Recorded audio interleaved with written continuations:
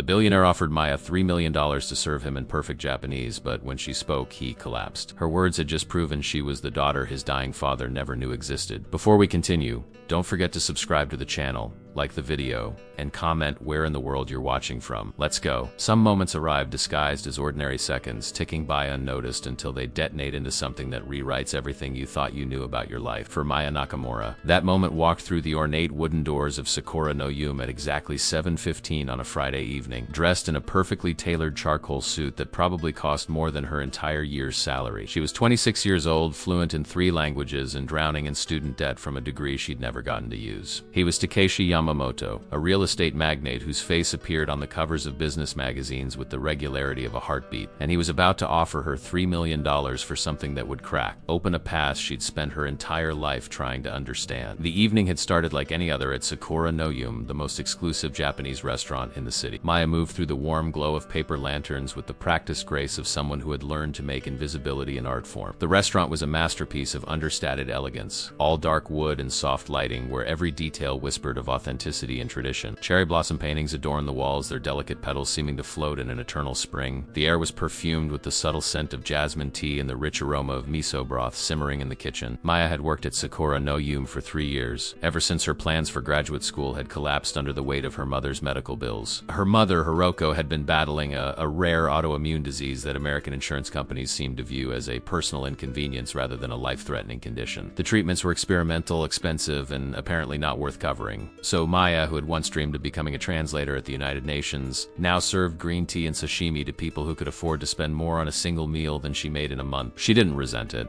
Not really. The work was honest, and the owner, an elderly woman named Mrs. Tanaka, treated her staff with genuine respect, a rarity in the restaurant industry. But there were nights when Maya would catch her reflection in the restaurant's antique mirrors and barely recognize the woman staring back at her. She looked tired. She looked like someone who had given up on the person she was supposed to become. Tonight, the restaurant was hosting a private party in the main dining room. A group of businessmen, all expensive suits and louder laughter, celebrating some deal that would probably make them all richer than they already were. Maya was assigned to their section, which meant keeping her smile fixed and her ears deaf to whatever casual arrogance might spill from their table. She'd learned early in this job that wealthy men often spoke as if the service staff were simply well-programmed furniture, present but not really there. She was refilling water glasses when she first noticed him. He sat slightly apart from the others, not physically but in the way he carried himself. While his companions were boisterous, gesturing wildly with their sake cups, he was still, his dark eyes moving around the room with the measured assessment of a man who missed nothing. His presence commanded attention without demanding it. There was something almost dangerous in his calm, like a sword resting in its sheath. Kishi Yamamoto was 42 years old, though he looked younger. His hair was perfectly styled, touched with just enough gray at the temples to suggest wisdom without aid. He had the kind of face that belonged on billboards,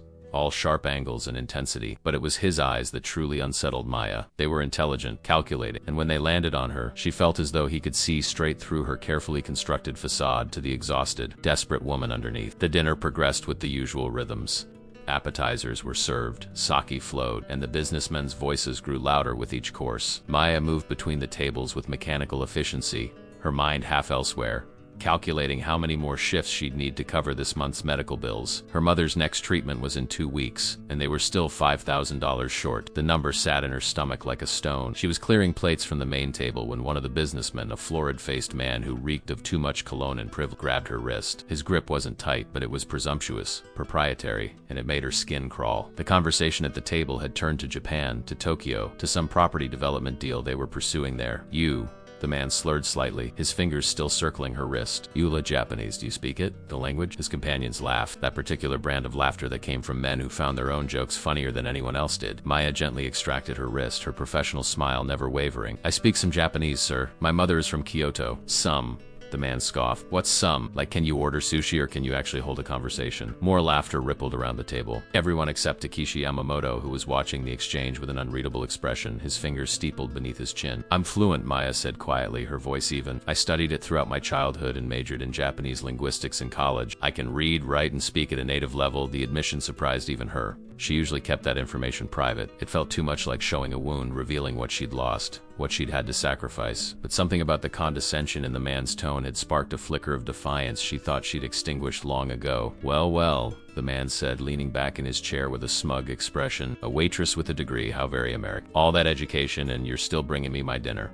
His companions erupted in laughter again, and Maya felt her face flush with humiliation. That was when Takeshi Yamamoto spoke for the first time, his voice cutting through the noise like a blade through silk. "Enough, Nakamura." The name froze Maya in place. He knew her name, not just her first name from the tag pinned to her uniform, but her family. The laughter died instantly. Yamamoto stood, and the movement seemed to draw all the oxygen from the room. He wasn't exceptionally tall, perhaps 5'10", but he carried himself like a man twice that size. He walked toward Maya with measured steps, and she found herself unable to move, transfixed by the intensity of his gaze. When he stopped in front of her, close enough that she could smell his cologne, expensive and subtle, she had to tilt her head slightly to meet his eyes. "Maya Nakamura," he said, and hearing her full name in his mouth felt strangely intimate, almost invasive. Fluent in Japanese, English, and if I'm not mistaken, conversational in Mandarin. Graduated summa cum laude from Columbia with a double major in East Asian Studies and Linguistics. You wrote your senior thesis on the evolution of honorific language in modern Japanese business culture. It was quite brilliant, actually. I read it. The world tilted. Maya's mouth went dry. How did he know all of this? Why had he read her thesis? That paper had been her pride, her proof that she was meant for something more than serving tea and apologizing for things that weren't her fault. It had been published in an obscure academic journal that maybe 12 people had actually read. Apparently, Takeshi Yamamoto was one of them. "I don't understand," Maya managed, her voice barely above a whisper. The other men at the table had gone silent, watching the exchange with the rapt attention of spectators at a tennis match. Yamamoto's expression didn't change. 3 years ago, you were accepted into the graduate program at Stanford with a full scholarship. You were going to study international business relations with a focus on US-Japan corporate dynamics. You turned it down 2 weeks before the semester started. No explanation, no deferral request. You just walked away from it. He paused, his eyes searching her face. Why? Maya felt the walls closing in. This wasn't happening. This man, this stranger, had somehow compiled her entire academic history, had tracked the trajectory of her life, and the point where it had shattered. "That's none of your business," she said, trying to keep her voice steady. "Now, if you'll excuse me, I have other tables to attend to." She turned to leave, but his next words stopped her cold. "Your mother, Hiroko Nakamura, is currently being treated at St. Catherine's Medical Center for systemic lupus erythematosus with complications. The experimental treatment she's receiving costs approximately $30,000 per month, of which insurance covers almost nothing. You're the only one paying for it. You work 60-hour weeks here and pick up translation work online when you can. You're exhausted, you're drowning in debt, and you gave up everything you worked for to save her life." Maya spun around, anger flaring hot and bright in her chest. "Who the hell do you think you are? You have no right to invade my privacy like this. No right to dig into my life." Her hands were shaking, and she realized with horror that tears were threatening to spill from her eyes. She would not cry. Not here. Not in front of these people. Yamamoto's expression softened almost imperceptibly. "You're right. I had no right. But I needed to know if the rumors were true. I needed to know if you were really as exceptional as people said. And now I know you are." He reached into his jacket pocket and withdrew a thin leather business card holder. From it, he extracted a single card and held it out to her. "I have a proposal for you, Miss Nakamura. One that could change your life." Maya didn't take the card. "I'm not interested in whatever this is." $3 million, Yamamoto said, his voice carrying clearly across the now silent dining room. Every eye was on them. Even the kitchen staff had stopped moving, frozen in the doorway, listening. "I will give you $3 million if you serve me dinner in Japanese. Perfect formal Japanese, the kind that would be used in the presence of royalty. Every word, every gesture, every honorific must be flawless. You will treat me as you would a distinguished guest from the imperial court. If you can do that, if you can serve me with the kind of grace and precision that your education and your heritage should have taught you, the money is yours. Enough to pay for your mother's treatment for years. Enough to go back to school. Enough to reclaim the life you lost." The world stopped. $3 million. The number was so absurd, so impossible, that Maya couldn't even process it. It had to be a joke. Some cruel game these wealthy men played with people like her for entertainment. But when she looked into Yamamoto's eyes, she saw no mockery there, only an intense, almost desperate seriousness. "Why?" she asked, her voice breaking on the word. "Why would you do this?" Yamamoto's jaw tightened. "Because I need to know if you're her daughter." The words hung in the air like smoke after a gunshot. Maya felt the ground shift beneath her feet, a dizzying sensation that had nothing to do with the long hours she'd been standing. Her daughter. Whose daughter? Her mind raced through possibilities, each more impossible than the last. She'd never met her father. He'd been a mystery her mother refused to discuss, a shadow that darkened Hiroko's eyes whenever Maya had been foolish enough to ask. After a while, she'd stopped asking. Some doors her mother had taught her were meant to stay closed. But now this man, this stranger who somehow knew the intimate details of her ruined life, was standing in the middle of her workplace, suggesting that he knew something about her family, something that was worth $3 million to confirm. Maya's hands clenched into fists at her sides. She wanted to scream at him, to demand answers, to throw his money and his cryptic statements back in his perfectly symmetrical face. But she was also drowning, and he'd just thrown her a life raft made of questions and cash. "I don't know what game you're playing," Maya said, her voice low and dangerous. But I'm not a pawn you can move around your board for entertainment. She was aware of the other diners now, the way the entire restaurant had fallen silent, the way even Mrs. Tanaka had emerged from the kitchen, her elderly face creased with concern. This was a disaster. She was going to lose her job, and without this job, her mother would die. Yamamoto seemed to sense her panic because his expression shifted. It became less predatory and more something she couldn't quite name. Regret, perhaps, or recognition. This isn't a game, Miss Nakamura, and you're not a pawn. If anything, you might be the queen I've been searching for across the entire board. He glanced around at the watching faces, then back to her. I understand this is overwhelming. I understand I've overstepped. But I'm not asking you to trust me. I'm asking you to trust yourself. Trust that education you worked so hard for. Trust the culture your mother gave. One dinner, served perfectly. And in exchange, your mother gets to live and you get your life back. Maya's throat tightened. The cruelty of the offer was that it wasn't cruel at all. It was exactly what she needed, presented in exactly the way that made it impossible to refuse. And she thought of her mother, pale and thin in that hospital bed, apologizing every day for being sick, for being expensive, for being alive. She thought of the Stanford acceptance letter she'd kept hidden in her desk drawer, a reminder of the woman she could have been. She thought of the crushing weight of debt that kept her awake at night,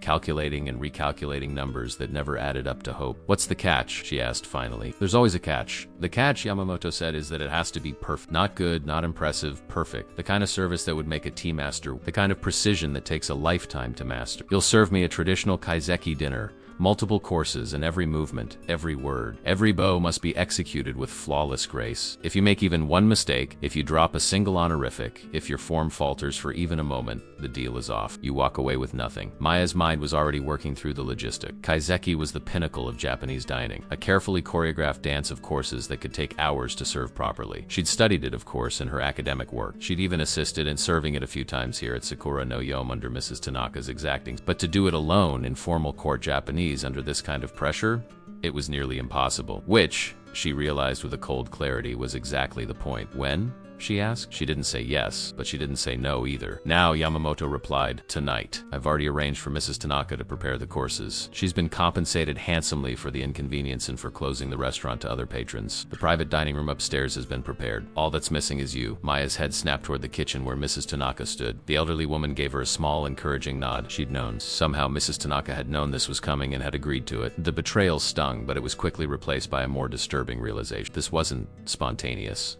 Yamamoto hadn't just walked in tonight and decided to throw money at a random waitress. This had been planned. He'd been watching her, studying her, preparing for this moment. The thought sent ice water through her veins. Why me? Maya demanded. If this is really about my heritage, about my mother, then tell me why. Tell me what this is really about, or I walk away right now and you can keep your $3 million. For the first time since he'd stood up, Yamamoto looked uncertain. His hand moved unconsciously to his collar, adjusting it though it sat perfectly straight. Your mother, he began, then stopped. He took a breath, and when he spoke again, his voice was quieter, stripped of its commanding edge. Your mother was once engaged to my father. 30 years ago in Tokyo, Hiroko Sato was promised to Takeshi Yamamoto Sr. They were young, both from prominent family. It was a good match, the kind that builds dynasties. But 2 months before the wedding, she disappeared, vanished completely. My father searched for years. His family hired investigators, called in favors, spent fortunes trying to find her. There were rumors she'd been killed, that she'd taken her own life, that she'd been kidnapped. Truth, I think, is simpler. She ran. Maya felt like she'd been punched. Her mother, her kind, gentle mother who could barely look at herself in the mirror most days, had been engaged to the father of a billionaire, had fled from a life of privilege and power. It was absurd.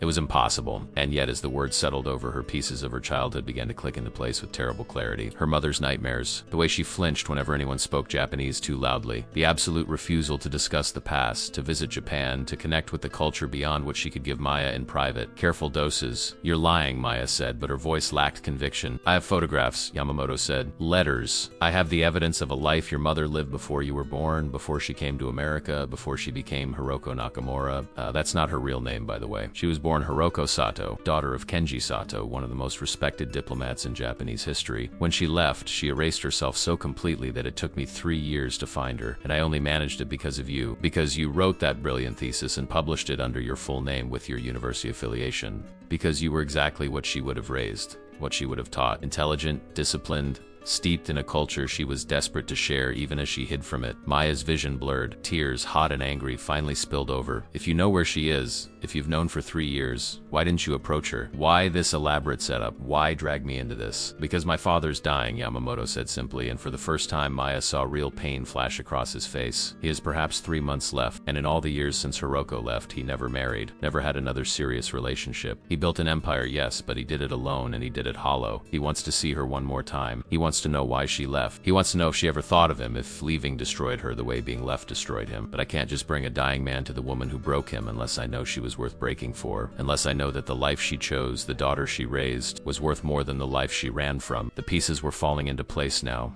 forming a picture Maya still didn't want to see, so I'm a test. You're testing me to see if my mother was justified in leaving your father, in erasing her entire life and hiding for 30 years. You're putting a price tag on her choices and making me prove her worth. Yes, Yamamoto said, and his honesty was somehow more brutal than any lie could have been. My father is a traditional man, Miss Nakamura. He values honor, discipline, excellence. If I tell him I found Hiroko Sato and she's dying in a hospital while her daughter serves drinks to drunk businessmen, it will kill him faster than the cancer. But if I tell him I found her and her daughter's extraordinary, that she raised someone who embodies everything we value, everything he dreamed of when he looked at Hiroko all those years ago, then perhaps he can find peace. Perhaps he can forgive her. Perhaps they can both have closure before the end. Maya wanted to hate him. She wanted to throw his offer back in his face and walk out with her dignity intact. But dignity didn't pay medical bills. Dignity didn't save lives. And underneath the anger and the shock, there was something else rising in her chest. Curiosity. A desperate, aching need to know the truth about her mother. About the ghosts that had haunted their small apartment her entire childhood. If I do this, Maya said slowly, if I serve you this dinner and it's perfect, you don't just give me the money, you tell me everything.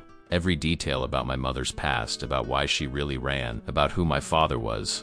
Everything. Yamamoto's eyes narrowed. Your father? My mother came to America pregnant, Maya said, the words tasting like ash. I was born 6 months after she arrived. You do the math, Mr. Yamamoto. Someone got her pregnant before she left Japan. Someone is my father, and I think you know who. The silence that followed was deafening. Yamamoto's face had gone carefully blank. The mask of a man who'd just had his worst suspicion confirmed. When he finally spoke, his voice was barely above a whisper. You think it was my father? I think my mother ran from a powerful family with a secret she couldn't keep, Maya said. I think she chose poverty and anonymity, and a lifetime of running over whatever life she would have had if she stayed. And I think you already know all of this. And I think that's why you're really here. Not to test if my mother was worth your father's heartbreak, but to find out if I'm his daughter. If I'm your sister. The word hung between them like a knife blade catching the light. Yamamoto's jaw worked silently, and Maya saw her own turbulent emotions reflected in his face. Shock, denial, and underneath it all, a terrible, dawning recognition. He'd come here looking for answers and found a question he hadn't wanted to ask. The dinner, Yamamoto said finally, his composure fracturing at the edges.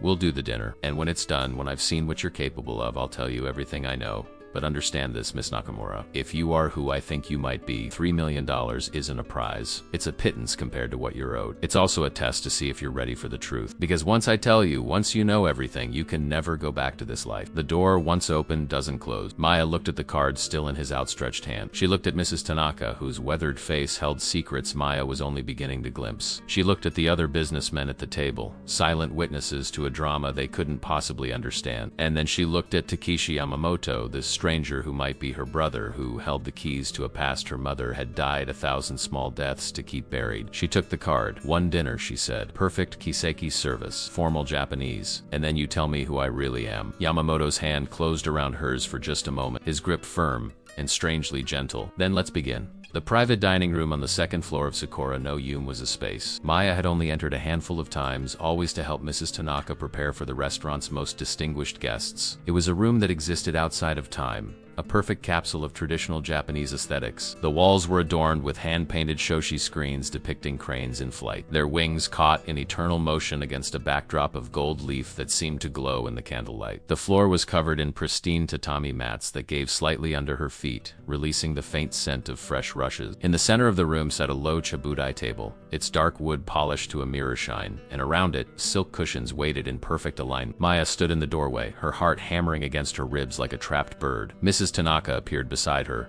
moving with the quiet grace of someone who had spent 70 years perfecting the art of being present without intruding. The elderly woman carried a folded bundle of deep blue fabric, and when she held it out to Maya, she understood immediately what it was. A formal kimono, not the decorative kind worn by tourists or to summer festivals, but a genuine serving kimono, the kind worn by women who attended to nobility. The silk was midnight blue with subtle patterns of cherry blossoms woven into the fabric so delicately they were almost invisible until the light caught them just right. Your mother wore something like this once, Mrs. Tanaka said softly, her English heavily accented but clear. Maya's head snapped up. The old woman's eyes were kind but held depths of knowledge Maya had never suspected. Yes, child, I knew Hiroko Sato before she was Nakamura, before she was your mother. She was a girl training to be the perfect diplomat's wife, learning the ancient ways, the tea ceremony, the art of service that that is really the art of power. She was the most graceful student I ever taught. The revelation crashed over Maya like a wave. You knew. All this time you knew who she was, who I was, and you never said anything. Mrs. Tanaka's expression didn't change. It was not my secret to tell. Your mother came to me 5 years ago when you started working here. She asked me to watch over you, teach you what I could without revealing why. She said she was dying,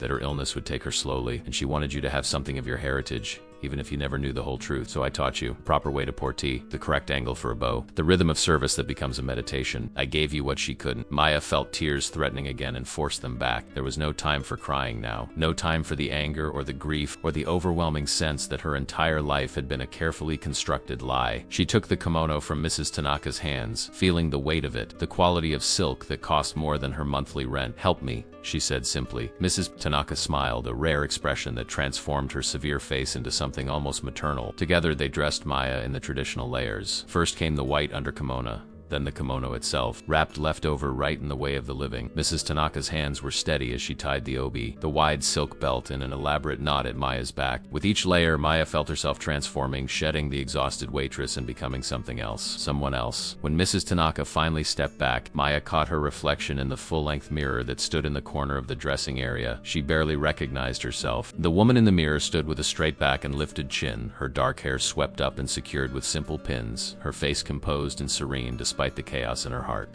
She looked like she belonged in this kimono, like she'd been born to wear it. She looked, Maya realized with a start, like the photograph she'd seen of her mother as a young woman, before the illness had hollowed her out, before fear had etched permanent lines around her eyes. She would be proud, Mrs. Tanaka said quietly. Whatever else is true, whatever secrets are revealed tonight, know that your mother loved you enough to give up everything. That kind of love is its own truth. Maya nodded, not trusting her voice. Mrs. Tanaka pressed a small, smooth stone into her palm. It was warm from the old woman's hand. "A worry stone," she explained. "My grandmother gave it to me when I was training. When you feel yourself wavering, when the pressure becomes too much, hold this and remember that you are more than this moment. You are the culmination of generations of strength." The stone went into the hidden pocket of Maya's kimono, a secret talisman against the ordeal ahead. Mrs. Tanaka led her down to the kitchen where the courses of the kaiseki dinner were being prepared. The kitchen staff, normally boisterous and efficient, worked in near silence, their movements synchronized like a well-rehearsed ballet. They knew something important was happening, even if they didn't understand the full scope of it. Maya reviewed each course as it was plated. Kaiseki was an art form that elevated food to poetry. Each dish was designed to be a perfect bite, a harmonious balance of taste, texture, and visual beauty. The progression followed the seasons, honored the ingredients, and told a story with each course. Tonight's menu began with sakizuki, a small appetizer to awaken the palate, followed by hasun, a seasonal platter that represented the bounty of land and sea. Then came mukozuke, sashimi arranged like a garden and on through courses with names that sang like music, takiwasi, yakimono, shakuji, each more complex than the last. Mrs. Tanaka walked Maya through the order, her voice steady and instructional. The spacing between courses must be perfect. Too fast and you rush the experience. Too slow and you break the rhythm. Watch his face, his hands, his breathing. A true server anticipates need before it becomes want. You must be invisible and omnipresent simultaneously. You must serve as though he is the only person in existence, and you are merely the vessel through which the food reaches him. Maya absorbed every word, her mind cataloging the details with the same precision she'd once used to memorize verb conjugations and grammatical structures. This was no different, really. It was a language, just one spoken with movement and silence instead of words. She could do this. She had to do this. The kitchen door swung open and one of the junior cooks bowed deeply. "He is ready, Miss Nakamura." This was it. The moment that would either save her mother's life or confirm that Maya was nothing more than a waitress playing dress up in someone else's culture. She took a deep breath, feeling the obi tight around her ribs, grounding her. She thought of her mother in that hospital bed. She thought of the Stanford acceptance letter gathering dust in her drawer. She thought of all the nights she'd lain awake wondering who she really was, where she really came from. Tonight she would have answers, but first she had to earn them. Maya entered the private dining room with the first course balanced on a lacquered tray. Her movements were fluid, economical, each step precisely measured.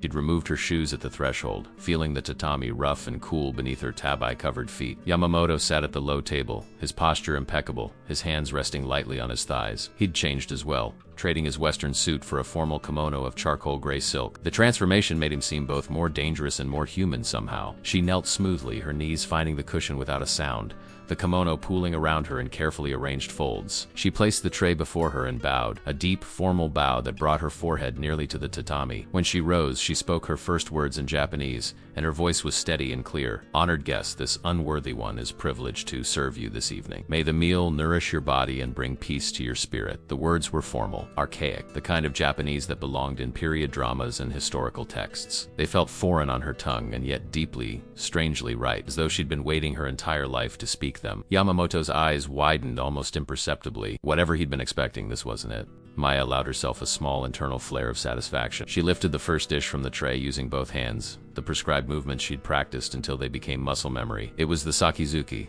a delicate arrangement of seasonal vegetables and a single perfect prawn, garnished with edible flowers that looked almost too beautiful to eat. The opening piece, Maya said, her Japanese flowing now with increasing confidence. Mountain vegetables touched by spring rain, ocean treasures blessed by the tide. May it awaken your senses to the journey ahead. She placed the dish before him with a reverence usually reserved for sacred objects. Yamamoto regarded it in silence, his face unreadable. Then he picked up his chopsticks with the same careful precision she'd used in serving. He took a bite, chewed slowly, his eyes closing briefly. When he opened them again, there was something new in his expression. Surprise, certainly, but also a flash of what might have been grief or recognition or both. "Continue," he said quietly, and Maya bowed again before retreating with the empty tray, moving backward on her knees until she reached the edge of the tatami, then rising in one fluid motion to return to the kitchen for the next course. In the kitchen, Mrs. Tanaka waited with the Hassan platter, an elaborate arrangement that showcased both mountain and sea ingredients, each component a tiny masterpiece. Grilled ayu fish, sansai vegetables, a quail egg prepared 3 different ways. Maya took the tray and returned to the dining room, her confidence growing with each step. She could do this. She was doing this. The second course was presented with equal formality, and as Maya described each element, she found herself slipping deeper into the role. It was like stepping into a river and letting the current carry her. The Japanese flowed from her lips as though she'd spoken it her entire life in this register. These formal constructions that her mother had taught her in whispers during bedtime stories,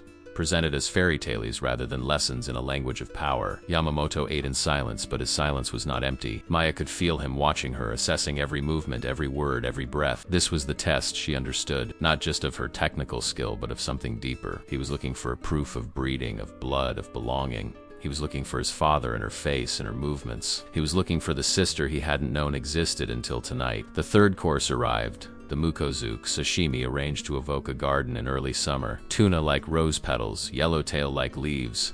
Octopus sliced so thin it was translucent as gossamer. Maya presented it with a description that was almost poetry, and for the first time Yamamoto spoke beyond his single-word command. "Your accent," he said in Japanese, his tone careful. "It's Kyoto dialect. Old Kyoto, the kind spoken in the imperial court generations ago. Where did you learn this?" Maya's hands didn't tremble as she set the dish before him, but it took effort. "My mother taught me," she replied, maintaining the formal register even as they shifted into something more conversational. "She said that language was a garden that required tending, that the old words were flowers that would die if no one spoke them. She gave me this gift even as she hid everything else." Yamamoto set down his chopsticks, his full attention on her now. "Do you know what this means? This dialect, this formality, isn't taught in schools anymore. It's not even taught to most diplomats' children. It's reserved for those who might one day need to address the imperial family directly. Your mother gave you the language of her birthright. She trained you for a role she never told you about." The implication hung heavy in the air between them. Maya had been prepared, carefully and deliberately, for a life her mother had fled. Every lesson, every story, every correction of her pronunciation had been a breadcrumb trail leading to this moment, this room, this test. Hiroko had known somehow that one day the past would come calling, and she'd made sure her daughter would be ready. Maya returned to the kitchen in a daze, her mind spinning with the weight of Yamamoto's words. Mars. Tanaka was waiting with the next course, the takiwasi,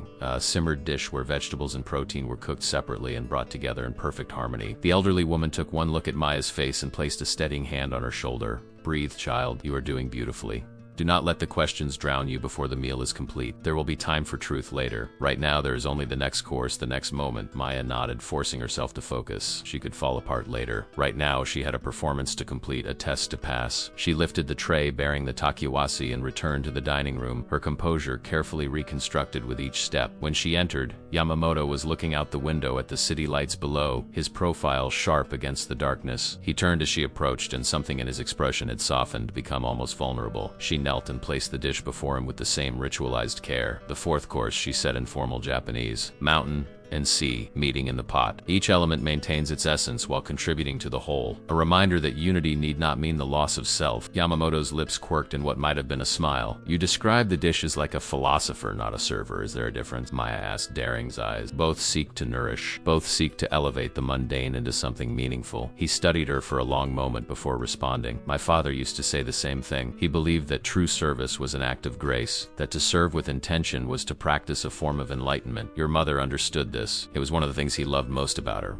the way she could transform the simplest act into something sacred. The use of past tense didn't escape Maya's notice. Love, not loves. She filed the observation away as Yamamoto took a bite of the tekiwasi, his eyes closing briefly in appreciation. When he opened them again, his gaze was distant, lost in memory. I was 12 when she left, old enough to understand that something catastrophic had happened, young enough to be shielded from the details. My father became a different man overnight. He threw himself into his work with a fury that bordered on madness. Within 5 years, he'd tripled the family fortune. Within 10, he'd become one of the most powerful men in Japan, but he never smiled again. Not really. It was as though the part of him capable of joy had been amputated, and he decided to simply not acknowledge the wound. Maya remained kneeling, the empty tray balanced on her lap. This was more than service now. Yamamoto was using the formal structure of the meal as a confessional. Each course a punctuation mark in a story he'd perhaps never told anyone. She understood instinctively that her role was to listen, to bear witness, to receive his words with the same care she'd shown in serving the food. For years I hated her, Yamamoto continued, his voice low. This woman I'd never met who had destroyed my father. I invented stories about her. She was a gold digger who'd fled when she found a richer mark. She was unstable, dangerous, unworthy of his devotion. Anything to explain why she'd left, why she'd never come back, why she'd chosen to hurt him. So he paused, his fingers tightening around his chopsticks. Then 3 years ago, I found evidence of you. A thesis published by a promising linguistics student. I read it out of curiosity, and it was like looking through a window into my father's mind. The way you wrote about honor and obligation, about the weight of expectation, about the prison that tradition can become. I knew then that your mother hadn't fled from cruelty or boredom. She'd fled from suffocation. Maya's throat tightened. Her thesis had been about exactly that. The way formal language structures in Japanese business culture could reinforce hierarchies and trap people in predetermined roles. She'd written it abstractly, academically, but it had been drawn from watching her mother struggle with invisible chains, seeing her flinch at the sound of her native language spoken with authority. What evidence? Maya asked quietly. What made you certain I was connected to your family? Yamamoto reached into the folds of his kimono and withdrew a small photograph, creased and worn as though it had been handled many times. He placed it on the table between them. Maya leaned forward, her breath catching. The photograph showed a young woman, barely 20, standing in a formal garden. She wore a kimono of pale pink silk embroidered with white cranes, her hair arranged in an elaborate traditional style, but it was her face that made Maya's world tilt. It was like looking into a mirror that showed her own reflection 25 years younger. The same wide-set eyes, the same sharp cheekbones, the same full mouth that struggled to hold the formal composure the photograph demanded. That's your mother, Yamamoto said unnecessarily, taken 6 months before she left. And this, he placed another photograph beside the first, is you, from your university graduation. The resemblance was undeniable, almost eerie. Maya and Hiroko could have been twins separated by time. When I saw your photograph attached to your thesis, I knew immediately. And when I investigated further, when I found your birthday, I did the mathematics. You were conceived in Japan shortly before or during the engagement period. You were either my father's daughter or the daughter of someone my mother encountered in the months before she fled. Either way, you are part of the story that has defined my family for 3 decades. Maya picked up the photograph of her mother with trembling. She'd seen pictures of young Hiroko before, but never like this. Never so formal, so clearly positioned in a world of wealth and power. If I'm your father's daughter, she said slowly, then you've spent 3 years knowing you might have a sister and you said nothing. You watched from a distance while I struggled, while our mother suffered and nearly died. Why? The question hung between them like an accusation, and Yamamoto had the grace to look ashamed. Because I was a coward, he said simply. Because confirming the truth meant acknowledging that my father's grief had a tangible cause, a living reminder of what he lost. It meant potentially reordering the entire power structure of my family. I'm the only heir, Miss Nakamura. I've spent my life preparing to take over my father's empire. If you are his legitimate daughter, if he knew about you, everything changes. And change, I've learned, is terrifying even when it's right. Maya set the photograph down carefully. This dinner, this test, is really about you. About whether you're ready to accept me into your world, into your family. My skill with Japanese, my understanding of the culture, it's all just evidence you're collecting to decide if I'm worthy of acknowledgement. No, Yamamoto said firmly. It's evidence I'm collecting to prove to myself that you don't need acknowledgement, that you've already become something extraordinary without my father's name or money or influence, that your mother succeeded in giving you everything that mattered, even as she took you away from everything else." He gestured to the table, to the half-finished courses, to Maya in her formal kimono. "You're passing this test, Maya Nakamura. You're exceeding it. And that terrifies me because it means I have to make a choice. I have to decide whether to tell my dying father that the woman he loved had his child and hid it from him for 26 years. I have to decide whether that knowledge will give him peace or kill him." The rawness in his voice cracked something open in Maya's chest. This wasn't a game to him. It wasn't a power play. He was a man caught between loyalty to a father who'd been wounded beyond healing and the possibility of a sister he'd never known he wanted. She understood then that they were both prisoners of the same history, both shaped by a decision made before either of them had a say. "The next course," she said gently, rising with the tray. "We should continue. The kazeki isn't complete and the story isn't finished." Yamamoto nodded, relief flashing across his face at the temporary reprieve. Maya returned to the kitchen where Mrs. Tanaka waited with the yakimono, a grilled fish that had been scored and prepared with such care that it looked like a piece of art. As Maya lifted the tray, the old woman spoke quietly. "Your mother used to say that the hardest part of service isn't the physical act. It's holding space for another person's pain without trying to fix it. You're doing that now, child. You're giving him permission to be uncertain, to be afraid. That's a gift worth more than perfection." Maya carried the yakimono back to the dining room, Mrs. Tanaka's words echoing in her mind. When she presented the dish, she deviated slightly from the formal script. "The fifth course," she said. "Fire transforms the raw into the nourished. But transformation requires surrender, requires trust that what emerges from the flame will be better than what entered it, even if it can never return to what it was." Yamamoto looked at her sharply, understanding the double meaning. "You speak as though you've already been through the fire." "I have," Maya said simply. "I've watched my mother die by degrees. I've sacrificed every dream I had to keep her alive a little longer. I've served people who look through me as though I'm invisible. I've been through the fire, Mr. Yamamoto, and I'm still here, still myself. Maybe that's what my mother wanted to prove, that we could survive the flames and come out whole." He set down his chopsticks, his meal forgotten. "Do you want to know?" he asked. "The truth about your father, about whether you're my sister. Do you want that knowledge, even if it costs you everything you think you know about yourself?" A lot about her mother, about the secrets that had carved lines into her face, about the fear that had dominated their small apartment like an unwelcome guest. She thought about the Stanford letter, about the life she could have had, about the 1,000 different ways her path might have unfolded if she'd been born into the family that was possibly her birthright. And then she thought about the woman in the hospital bed, the one who'd loved her enough to give up everything, who taught her to be strong and graceful and resilient even as she hid the reasons why those qualities might matter. "Yes," Maya said, "I want to know. Whatever the truth is, whatever it costs, I want to know who I am. My mother spent her life running from the past. I won't. I can't. So finish your meal, Mr. Yamamoto. Let me serve you the remaining courses with the perfection you demand, and then tell me everything. Tell me why my mother ran. Tell me who my father is. Tell me what kind of fire I was born from."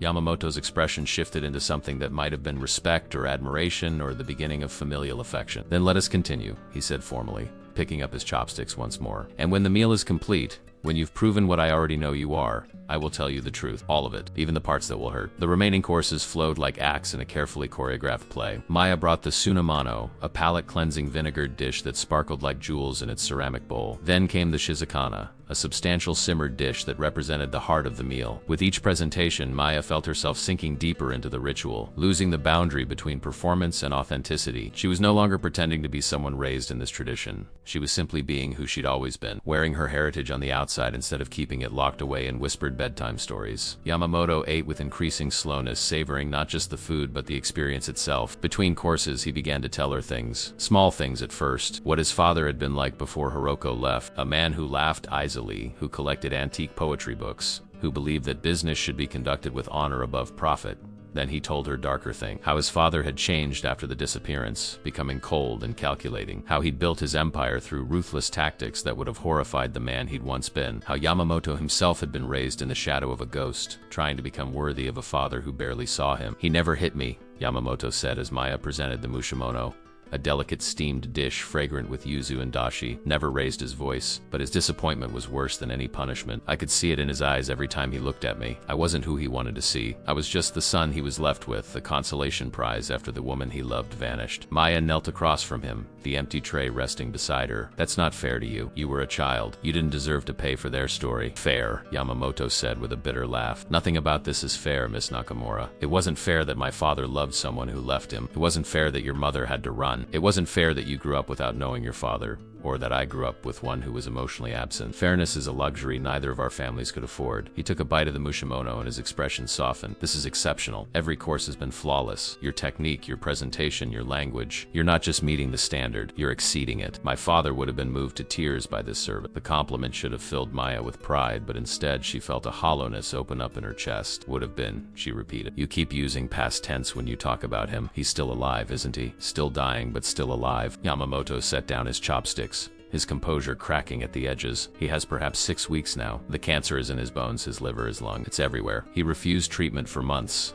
as though he'd been waiting for an excuse to give up. It was only when I promised him I'd find answers about Hiroko that he agreed to palliative care. He wants to know why before he dies. He wants closure. And what happens if the truth is worse than not knowing? Maya asked. What if learning about me, about the fact that my mother had his child and hid it from him, what if that kills him faster? Then at least he dies knowing, Yamamoto said fiercely. At least he dies with the complete story instead of spending his last days wondering if he'd been so terrible that the woman he loved erased herself rather than marry him. Don't you see? The not knowing is what's been killing him all along. The cancer is just finishing what heartbreak started 30 years ago. Maya rose to retrieve the next course, her mind churning. In the kitchen, Mrs. Tanaka was plating the maize gohan, the rice dish that signaled the meal was nearing its end. The old woman looked at Maya with knowing eyes. You're thinking about your mother, about whether telling this man's dying father the truth is an act of kindness or cruelty, aren't you? Maya asked. Miss Tanaka's hands moved with practiced efficiency, arranging pickled vegetables beside the bowl of perfectly cooked rice. Your mother made her choice based on what she knew at the time. You must make yours based on what you know now. But remember this, child. Secrets are like debts. They accumulate interest. The longer you hold them,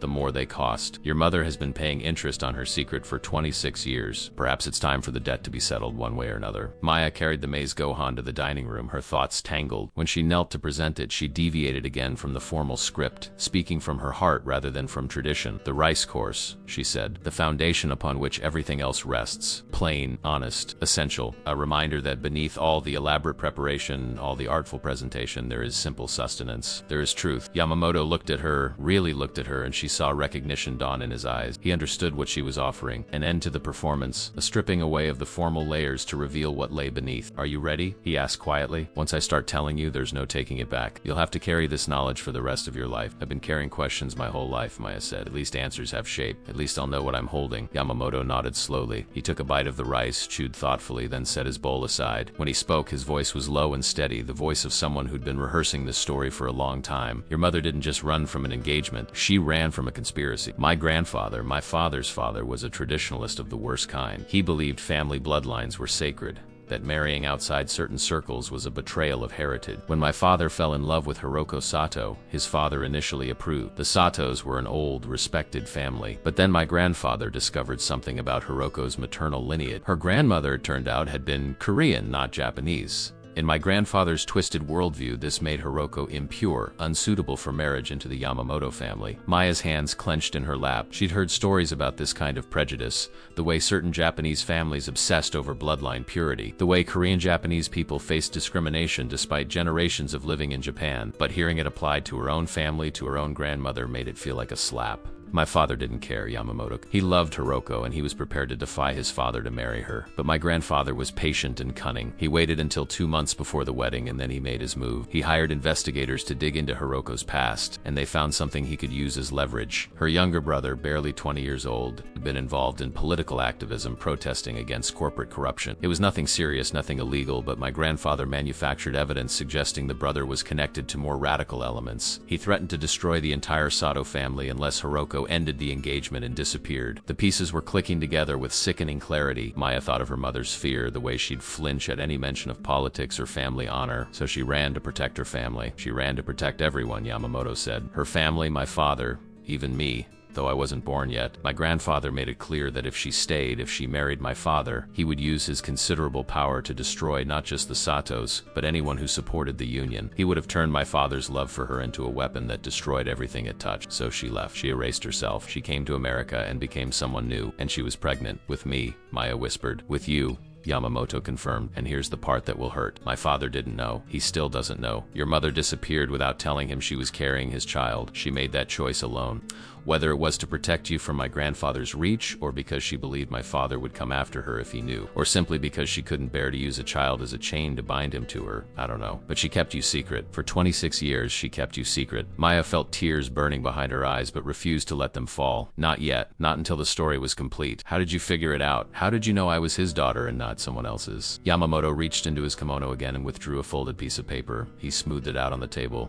It was a medical document, dense with technical terminology, but Maya's eyes caught on one line: DNA analysis, probability of paternity, 99.97%. You tested me, Maya said, her voice flat. You took my DNA without my knowledge and tested it. The coffee cup, Yamamoto said, not bothering to deny it. From your diner 3 years ago, I kept it, had it analyzed. I needed to be certain before I did anything.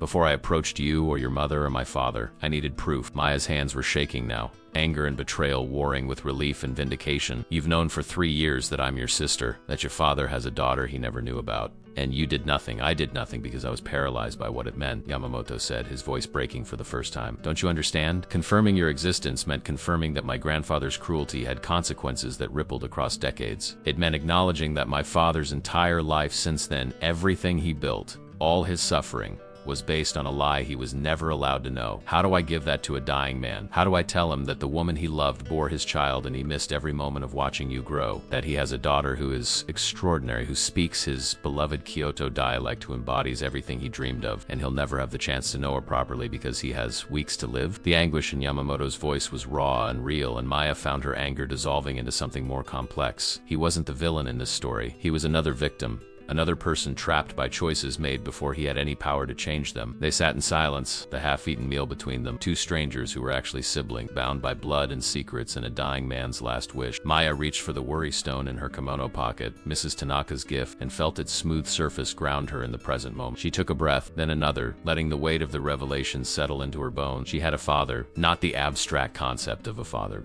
not the blank space in her birth certificate that she'd learned to stop questioning, but an actual living, breathing man who was dying without knowing she existed. And she had a brother. This complicated, tormented man sitting across from her was her brother. The dinner isn't finished, Maya said finally, her voice steadier than she felt. There are still 2 courses remaining, the soup and the dessert. We should complete what we started. Yamamoto looked at her with something like wonder.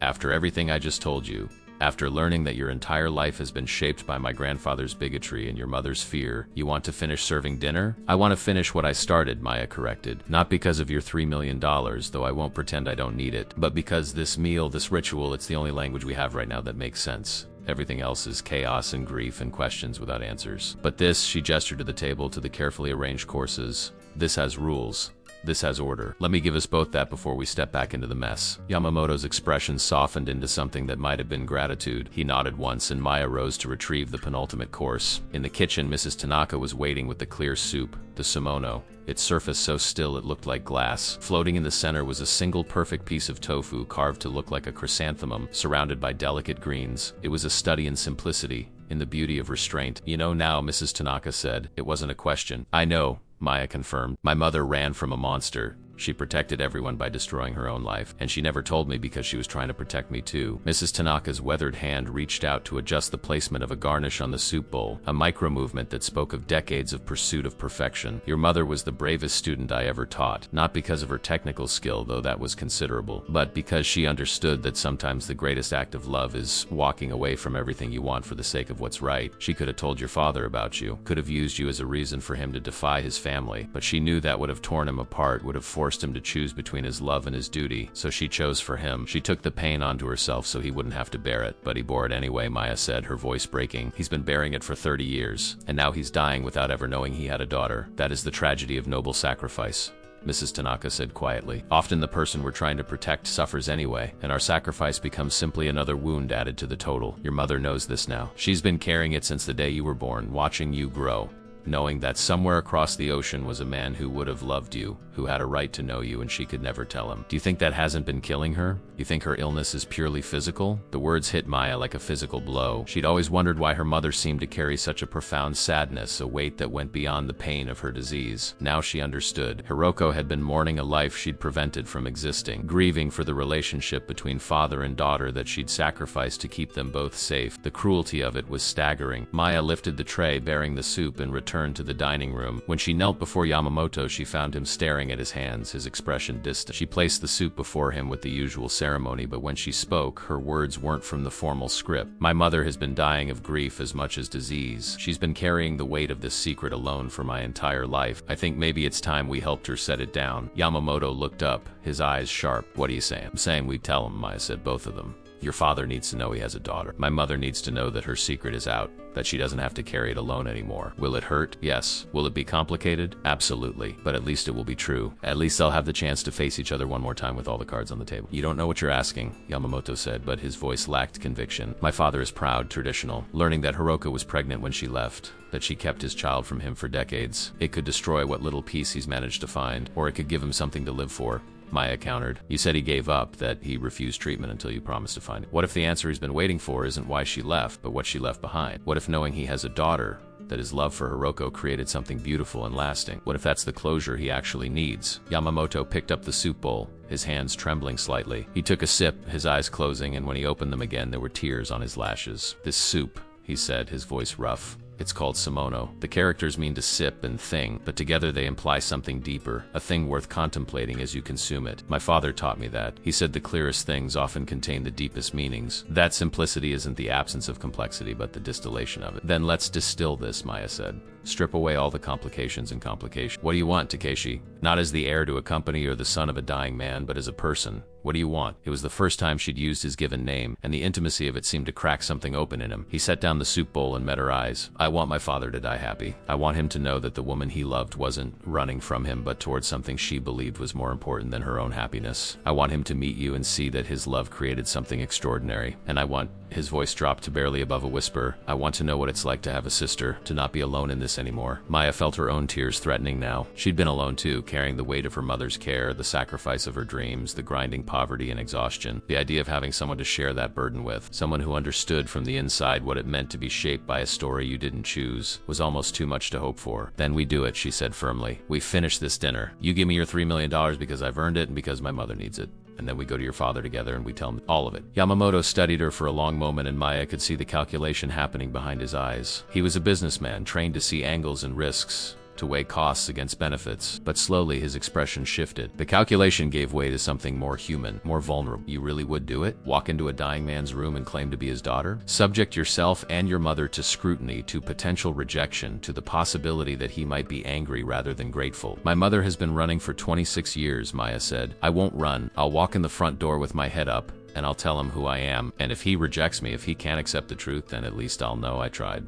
At least I'll know I didn't let fear make my choices for me the way it made my mother's choices for her. Something shifted in Yamamoto's face, a mask falling away to reveal the vulnerable man beneath. You're extraordinary, he said quietly. Truly extraordinary. My father's going to take one look at you and wonder how he ever survived without knowing you existed. Maya felt warmth spread through her chest, a feeling she couldn't quite name. It wasn't just pride or vindication. It was belonging, recognition, the sense that she'd found a piece of herself she hadn't known was missing. The final course, she said, rising with the empty tray. And then we begin the harder conversation. In the kitchen, Mrs. Missy Tanaka had prepared the mizumano, the dessert that would complete the kaiseki meal. It was a work of art, a delicate arrangement of seasonal fruits carved into flowers, served with a small scoop of green tea ice cream and a tiny, perfect wagashi sweet shaped like a cherry blossom. The old woman looked at Maya with eyes that held a lifetime of secrets and sorrows. Your mother will be proud of you, she said, terrified certainly, perhaps angry that you're exposing what she worked so hard to hide, but underneath all that, proud. Will she forgive me? Maya asked the question she'd been holding back, finally escaping. Mrs. Tanaka considered this. Forgiveness implies wrongdoing. You're not doing anything wrong, child. You're simply refusing to let her sacrifice define your entire existence. That's not betrayal. That's growth. That's becoming your own person instead of living in the shadow of her choices. She may not like it. She may fight you.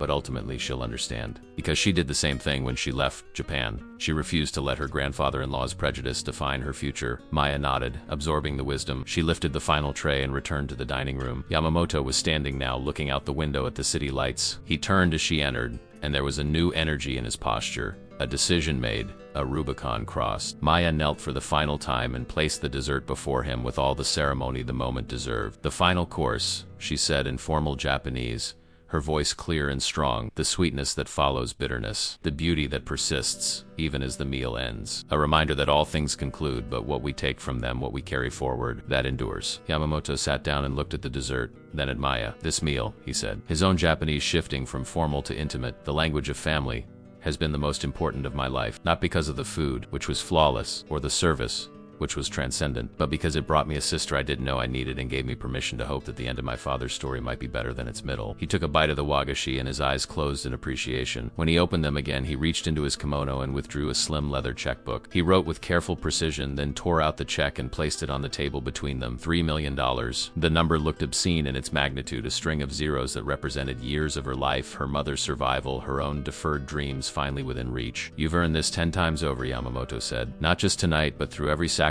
you've made, every dream you've deferred, every moment you chose love over ambition. This is your mother's medical care. This is your Stanford tuition. This is your freedom. Take it." Maya picked up the check with trembling hands. It was real. It was happening. And yet she realized it wasn't the money that mattered most. It was what came next. "When do we see your father?" she asked. "Tomorrow," Yamamoto said without hesitation. "I'll arrange for a car to pick you up at noon. Bring your mother if she's able to travel. If not, we'll start with my father, and then bring him to her if his doctors allow it. Either way, the truth comes out tomorrow. No more secrets, no more running." Maya stood, the check clutched in her hand, and bowed deep. A bow of gratitude and respect and the beginning of familial bond. "Thank you, brother," she said, the word feeling strange and right on her tongue. Yamamoto rose, and in a gesture that would have been unthinkable at the start of the evening, he reached out and pulled her into an embrace. It was awkward, neither of them practiced at this kind of intimacy, but it was real. "Thank you, sister," he replied, "for being brave enough to claim the truth." The drive to St. Catherine's Medical Center felt both infinite and instantaneous. Maya sat in the back of the taxi, still wearing the formal kimono under her coat. The $3 million check folded carefully in her purse beside the photographs Yamamoto had given her. The city lights blurred past the window, and she tried to rehearse what she would say to her mother. Every version sounded either too harsh or too gentle, an accusation or an absolution, when what she needed was simply the truth spoken plainly between them. It was past midnight when she entered her mother's hospital room. Hiroko was awake, propped up against pillows, her reading glasses perched on her nose as she studied a book of Japanese poetry. She looked up as Maya entered, and her expression shifted from welcome to alarm as she took in her daughter's formal attire. The book slipped from her hands. "Maya," Hiroko breathed, her voice thin as paper. "What are you wearing? Why are you dressed like that?"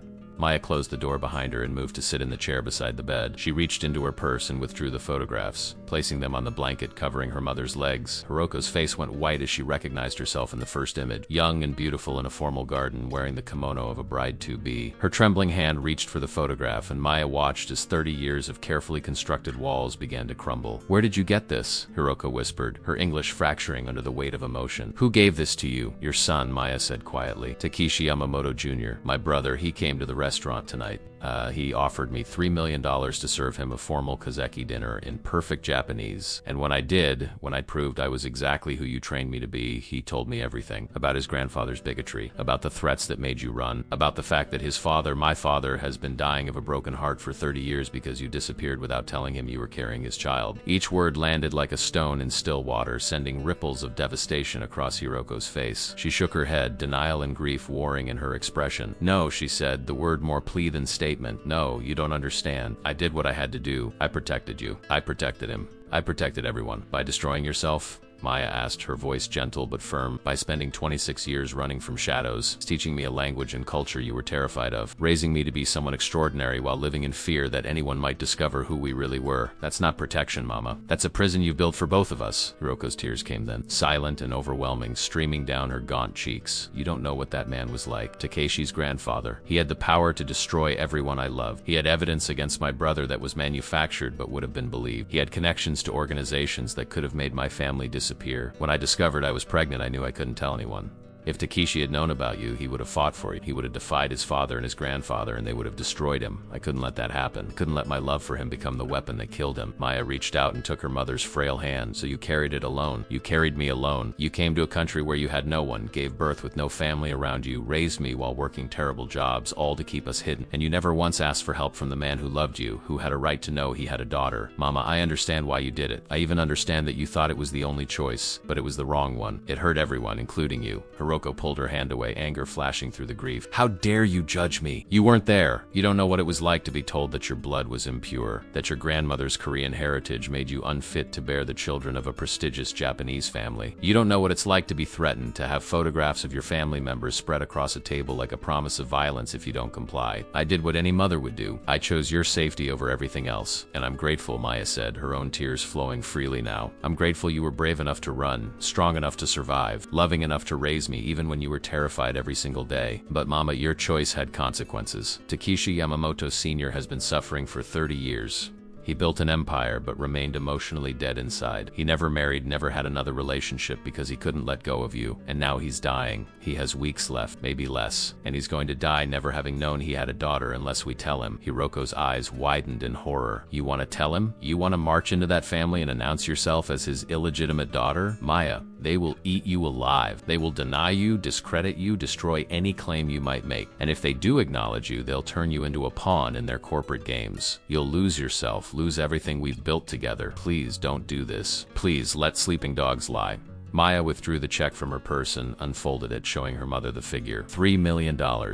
That's what my brother paid me tonight for one dinner. Not because he wanted to buy my silence, but because he wanted to prove I was worthy of acknowledgement. He already had DNA evidence, Mama. He tested me 3 years ago without my knowledge. He's known I was his sister for 3 years, and he did nothing because afraid. But tonight, we both decided to stop being afraid. Tomorrow, we're going to see his father. My father, and we're going to tell him the truth. Hiroko made a sound like something breaking, a wail that came from deep in her chest. You're killing me. Do you understand that? You're taking the one thing I managed to protect and exposing it to the very people I ran from. If Yamamoto Sr. learns about you, if he acknowledges you, the entire power structure of that family shifts. Takeshi Jr. might inherit. Corporate alliances might fracture. People I spent decades hiding from will suddenly know exactly where we are. You're opening a door I sealed shut for a reason. The door was never sealed, Maya said softly. You were just standing against it, holding it closed with your entire body while the pressure built on the other side. And now you're sick, Mama. Now you're dying. And when you're gone, I'll be left holding that door alone without understanding why. I need to know my father. I need to meet him. Talk to him. Let him know that his love for you created something beautiful, and he needs it too. He needs to know that you didn't leave because he was insufficient, but because you loved him too much to let him destroy himself fighting for you. Hiroko stared at her daughter, seeing perhaps for the first time the woman Maya had become. Not the frightened, compliant girl who'd sacrificed her dreams to pay medical bills, but someone stronger, someone who'd inherited her mother's courage and refused to let it be wasted on hiding. You're just like him, Hiroko whispered. Stubborn, idealistic, willing to fight the entire world for what you believe is right. I see so much of Takeshi in you, and it terrifies, because that kind of righteousness gets you hurt. It gets you broken, or it gets you free, Maya countered. Mama, you've been broken for 26 years. You've lived in fear, in hiding, in constant anxiety that someone would discover your secret. But the secret is out now. Takeshi Jr. knows. I know. Tomorrow Takeshi Sr. will know. And yes, it's terrifying. Yes, there will be consequences. But at least they'll be honest consequences. At least we'll be living in the truth instead of running from it. Hiroko closed her eyes, exhaustion and resignation washing over her features. You don't need my permission. You're going to do this regardless of what I say. You're 26 years old, an adult. I can't stop you. I don't want to do this without you, Maya said, gripping her mother's hand again. I want you to come with me tomorrow. I want you to see him again, to talk to him, to let him know why you left and what you sacrificed to keep us safe. He deserves that. You deserve that. This isn't about revenge or money or inheritance. It's about closure. It's about letting 3 people who've been trapped in the same terrible story for 30 years finally reach the last page. Hiroko opened her eyes, and in them Maya saw a complex mixture of terror, longing, and a desperate hope she'd probably been suppressing for decades. I can't see him like this. I'm dying, Maya. I'm a shell of the woman he loved. He'll look at me and wonder what he ever saw in me, why he wasted 30 years mourning someone who became this broken thing. He'll look at you and see the woman who was brave enough to give up everything for love, Maya said firmly. He'll see the mother who raised an extraordinary daughter alone in a foreign country. He'll see someone who suffered as much as he did, who paid just as high a price for a choice neither of you should have had to make. And if he's the man you fell in love with, if he's the man who raised a son like Takeshi Jr., then he'll understand. He'll forgive you. Maybe you'll even forgive each other. The silence that followed was heavy with unspoken fears and tentative possibilities. Finally, Hiroko spoke, her voice barely audible. What time tomorrow? Noon, Maya said, relief flooding through her. Takeshi is sending a car. His father is in a private care facility in the countryside about an hour from here. The doctors say he's weak but lucid. He'll understand everything we tell him. Hiroko nodded slowly, her hand tightening around Maya's. I need to prepare. I need to look presentable. I can't meet him looking like a corpse. Maya smiled through her tears. I'll bring your makeup, your nice robe. We'll make you beautiful. Not for him, but for you. So you can face this moment as yourself, as Hiroko Sato, who loved Takeshi Yamamoto enough to walk away. Hiroko Nakamura, her mother, corrected gently. I've been Nakamura for 20, that's who I am now. Sato was the girl who ran. Nakamura is the woman who survived. Then Hiroko Nakamura will meet Takeshi Yamamoto Sr., Maya said. And they'll finally finish the conversation that was interrupted that night. Maya stayed in her mother's hospital room, curled uncomfortably in the vinyl chair beside the bed. Hiroko slept fitfully, crying out occasionally in Japanese. Words that Maya couldn't quite catch but understood were the vocabulary of nightmares long deferred. Maya dozed in snatches, waking periodically to check her mother's breathing, to adjust her blankets, to simply watch the rise and fall of her chest and feel grateful that she was still alive, still here, still able to face the reckoning tomorrow would bring. As dawn broke through the hospital window, painting the sterile room in shades of gray and gold, Maya thought about her father. She tried to imagine what he looked like now, this man whose blood ran through her veins, whose love for her mother had been strong enough to survive 3 decades of absence. Was he angry? Bitter? Or had he, like Hiroko, spent all these years carrying a grief so profound it had hollowed him out from the inside? Tomorrow she would have answers. Tomorrow, 3 lives that had been running on parallel tracks, never quite touching despite being bound together, would finally intersect. The collision might destroy them all, or it might be the thing that finally set them free. Either way, Maya was done running. She was done hiding. She was ready to claim her inheritance, not of money or power, but of truth. The simple, complicated, devastating truth of who she was and where she came from. And if that truth burned everything else away, at least she would rise from the ashes knowing her own name. The black Mercedes arrived at St. Catherine's Medical Center at precisely 11:45. Takeshi Yamamoto Jr. stepped out, immaculate in a dark suit, his face composed but his eyes betraying his anxiety. He'd arranged for a medical transport team to accompany them, 2 nurses and a portable oxygen system in case Hiroko needed assistance during the journey. Maya appreciated the thoroughness even as it hammered home the gravity of what they were about to do. This wasn't a casual visit. This was a dying woman going to face the man she'd loved and abandoned, bringing the daughter he'd never known existed. Hiroko had insisted on dressing properly. With the nurse's help, she'd put on a simple but elegant kimono in deep burgundy, her concession to tradition and the formality of the occasion. Her hair, thinning from treatments, had been carefully arranged. She'd applied makeup with a trembling hand, trying to hide the ravages of illness, to reclaim some shadow of the woman she'd been. Looking at her, Maya saw both the beautiful girl in the photograph and the ghost she was becoming, time and sickness having blurred the edges between past and future. Are you ready?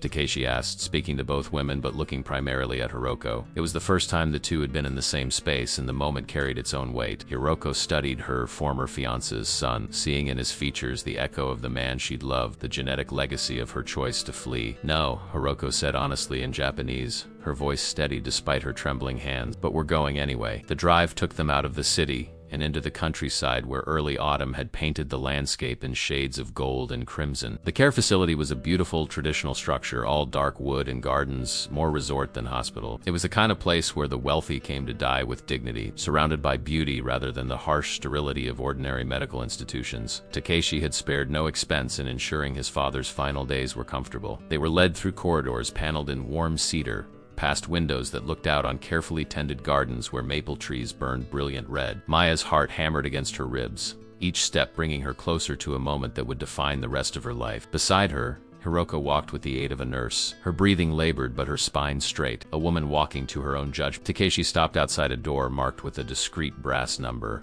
He turned to face them, his composure cracking at the edges. He doesn't know you're coming. I told him only that I had important news, that I'd found answers about what happened to Hiroko. He's been asking about her constantly since I told him I was searching. The wondering, the hope, it's been keeping him alive, or it will kill him, Hiroko said quietly. When he learns what I did, when he realizes I kept his daughter from him for 26 years, it might be the thing that finally breaks him. Then let it break him, Maya said, surprised by the steel in her own voice. Let it break all of us. We've all been broken in different ways by the same lie. At least this way we break together.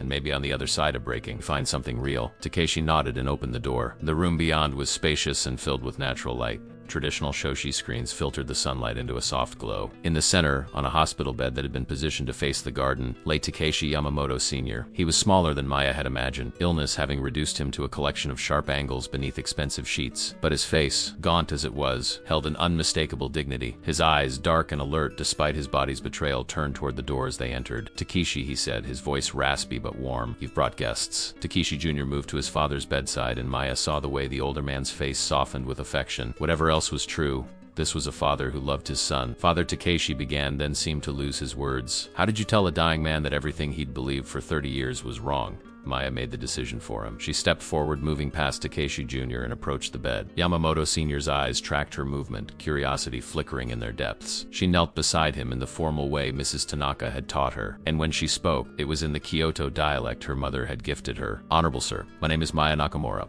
I have come to tell you something that will hurt, something that will perhaps make you angry. But I hope that underneath the hurt and anger, you might also find joy." Yamamoto Sr.'s expression shifted to confusion. He looked past Maya to Takeshi Jr., seeking explanation, but his son remained silent. Then his gaze moved beyond them both, and Maya watched as his entire world stopped. Hiroko had stepped into his line of sight, leaning heavily on the nurse but standing, present, real. For a moment that stretched into eternity, the two former lovers simply stared at each other across 30 years of absence. Hiroko Yamamoto Sr. breathed, and the name carried the weight of every day he'd spent mourning her. "You're alive. You're real. I thought I'd never see you again. I thought you were dead." Hiroko moved closer, waving away the nurse, crossing the space between them with steps that were painful but determined. "I'm alive," she said in Japanese, her voice breaking. "I'm alive and I'm dying and I'm sorry. Takeshi, I'm so sorry." Maya watched as her father tried to sit up, his body too weak to fully comply, but his will forcing him upright nonetheless. Takeshi Jr. moved to help, adjusting pillows, supporting his father's back. Yamamoto Sr.'s eyes never left Hiroko's face, drinking in every detail, cataloging the changes time and illness had wrought. "Why?"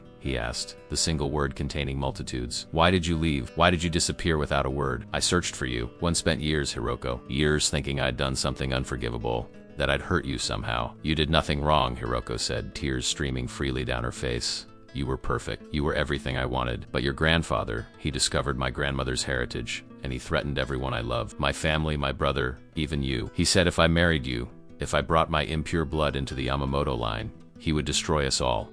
I didn't know what to do. And then I discovered I was pregnant. The words fell into the room like stones into still water. Yamamoto Sr.'s face went through a cascade of emotions so rapidly Maya couldn't track them all. Confusion, disbelief, hope, anguish, rage. "Pregnant," he repeated, his voice hollow. "You were pregnant with my child and you didn't tell me?" "I couldn't," Hiroko said, moving even closer now, until she was kneeling beside the bed, her hand reaching out tentatively to touch his. "If I'd told you, you would have fought for us. You would have defied your grandfather and he would have destroyed you. I couldn't let that happen. I loved you too much to let you sacrifice everything for me. So I sacrificed instead. I left. I went to America. I had our baby alone. I raised her alone, and I kept her secret because I thought it was the only way to keep everyone safe." Yamamoto Sr.'s hand closed around Hiroko's, his grip weak but desperate. "Her," he whispered. "You said her. I have a daughter." Maya felt the moment arrive, the pivot point where everything changed. She rose from her kneeling position and moved into her father's line of sight. "You have a daughter," she said softly. "Her name's Maya. I'm 26 years old. I speak Japanese because my mother taught me. I studied East Asian linguistics because I was trying to understand the culture she couldn't explain. I work as a waitress to pay for her medical treatments because she's been dying of lupus, complicated by a lifetime of carrying secrets too heavy for one person to bear. And I came here today because you deserve to know I exist and I deserve to know my father before he's gone." Yamamoto Sr. stared at her, his free hand rising shakily toward her face. Maya moved closer, letting him touch her cheek, watching as his eyes traced her features. She knew what he was seeing. Hiroko's eyes and cheekbones, his own nose and mouth. A genetic blueprint that declared her heritage more clearly than any DNA test. "You're real," he whispered, wonder breaking through the shock. "You're my daughter." "I have a daughter." "You have a daughter," Maya confirmed, her own tears finally falling. "And a son who found me, who tested my DNA and knew for 3 years I existed but was afraid to tell you. A son who loves you enough to risk everything to give you this truth before you die." Yamamoto Sr.'s gaze shifted to Takeshi Jr., and a new understanding passed between father and son. "You knew," he said, not an accusation but a statement of fact. "I knew," Takeshi Jr. admitted, moving to kneel on the opposite side of the bed from Hiroko. "I found Maya 3 years ago. I had her DNA tested. I've been watching her, trying to decide if telling you would give you peace or destroy. Last night I finally found my answer. She's extraordinary, father. She's everything you and Hiroko would have created together. Brilliant and strong and brave. She deserves to be acknowledged. And you deserve to know her, even if only for the time you have left." Yamamoto Sr. looked at the 3 people surrounding his bed. His family, the one he'd known about and the one he'd been denied. His face crumpled, and the composure he'd maintained through decades of grief finally shattered. He wept, harsh sobs that racked his weakened body, and Hiroko leaned forward, gathering him into her arms as best she could, murmuring comfort in Japanese, the language of their shared past. Maya watched as her parents held each other for the first time in 30 years, both of them broken, both of them dying in different ways. But together finally, together. Takeshi Jr. reached out and took Maya's hand, and she squeezed it gratefully. They were witnesses to a reunion that should have happened decades ago, to a love that had survived abandonment and silence and the slow erosion of time. It wasn't fair that it was happening now, at the end of everything, when there was no time left to build new memories. But it was happening, and that had to be enough. Finally, Yamamoto Sr. pulled back from Hiroko, wiping his eyes with a shaking hand. He looked at Maya again, really looked at her and smiled. It transformed his face, making visible the man he must have been before grief had carved away everything soft. "Come here," he said, his voice barely audible. "Let me hold my daughter." Maya moved to the bed, and her father pulled her down into an embrace that was more feeling than strength. She felt his tears on her cheek, felt the fragile cage of his ribs, felt the tremor of his breathing. "I missed everything," he whispered into her hair. "Your first steps, your first words, your graduations and accomplishment. I missed watching you grow. Hiroko, I know why you did what you did, but God, I missed everything." "I'm sorry," Hiroko said from the other side of the bed, her voice raw. "I thought I was protecting you. I thought I was doing the right thing. But all I did was steal this from all of us. I stole the chance for you to be a father, for Maya to grow up knowing her heritage, for us to face my family's enemies together instead of me running alone." Yamamoto Sr. reached out and took Hiroko's hand again, holding both women now, his daughter and the woman he'd loved, the family that should have been his. "You were brave," he said firmly. "Foolish, perhaps, but brave. My father was a monster. I didn't see it then. I was young and believed his prejudices were simply tradition. But you were right to fear him. If he'd known about Maya, he would have tried to take her from you, to raise her in his image. You saved her from that. You saved me from becoming my father's puppet in a fight over custody. So yes, I'm angry. Yes, I'm devastated, but I'm also grateful that you love me enough to sacrifice your happiness for mine." Maya felt something unlock in her chest, a notch she hadn't known she was carrying. Her father understood. He was hurt, certainly, but he understood why Hiroko had run, and he didn't hate her for it. That understanding, that forgiveness, was the gift none of them had expected. It was the permission they all needed to stop carrying the weight of the past and simply be present in what little future remained. They spent the afternoon together, all four of them, in that sunlit room overlooking the garden. The nurses came and went discreetly, checking monitors and adjusting medications, but they moved like shadows, understanding that what was happening here transcended medical care.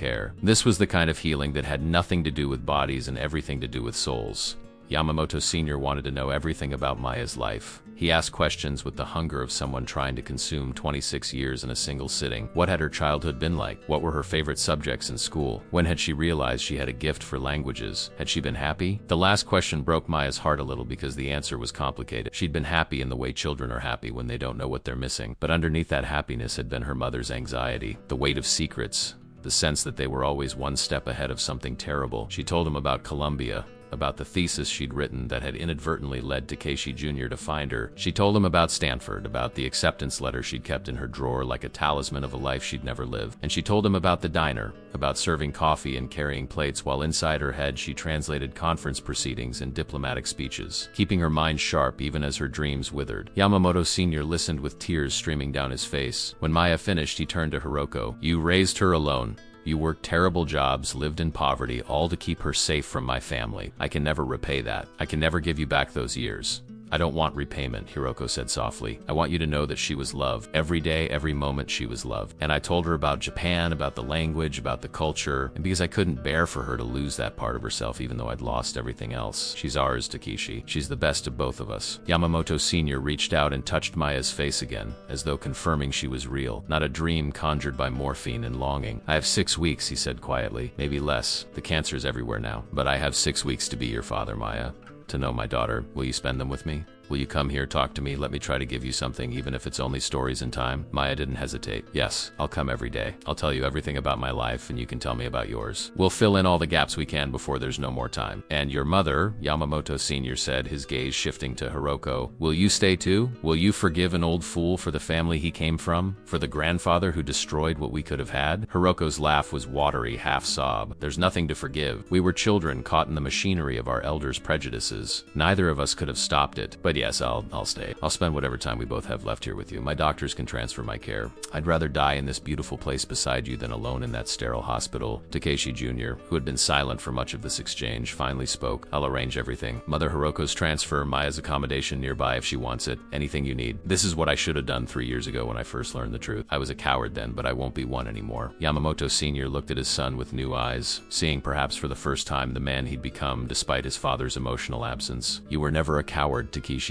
You were careful, protective of an old man who'd already lost too much. But I'm grateful you found your courage. You've given me the greatest gift I could have received, given me my family back, even if only for a moment. The four of them sat together as the afternoon light shifted into evening, the garden beyond the windows turning golden, then amber, then purple. They talked about simple things and profound things, skipping through decades trying to touch all the important moments they'd missed. Hiroko and Yamamoto Sr. told stories about their courtship, the formal meetings chaperoned by family, the stolen moments when they'd managed to be alone, the way they'd fallen in love despite the weight of expectation pressing down on them. Maya learned that her father had wanted to be a poet before his father's death forced him to take over the family business, that he'd written hundreds of haiku over the years, all of them about loss and longing, all of them really about Hiroko. She learned that he'd kept the engagement ring he'd bought for her mother, carrying it with him for 30 years like a physical ache. And she learned that when Takeshi Jr. was born, Yamamoto Sr. had held his son and wept, not from joy but from the devastating knowledge that this child would never have siblings, never know the mother who should have been there, never be part of the family that had been stolen from all of them. Takeshi Jr. shared his own story, the loneliness of being raised by a grief-stricken father, the way he'd thrown himself into the family business trying to earn a love that his father couldn't give because he'd spent it all on a ghost. He talked about the moment he'd found Maya's thesis, the shock of recognition, the 3 years he'd spent watching her from a distance, trying to decide if his duty was to his father's peace or to the truth. I'm sorry I waited so long, he said, looking at Maya. I'm sorry you suffered alone when I could have helped, but I'm not sorry I found you're the best thing that's come out of this tragedy. Maya felt the truth of his words settle into her bones. She'd gained a brother,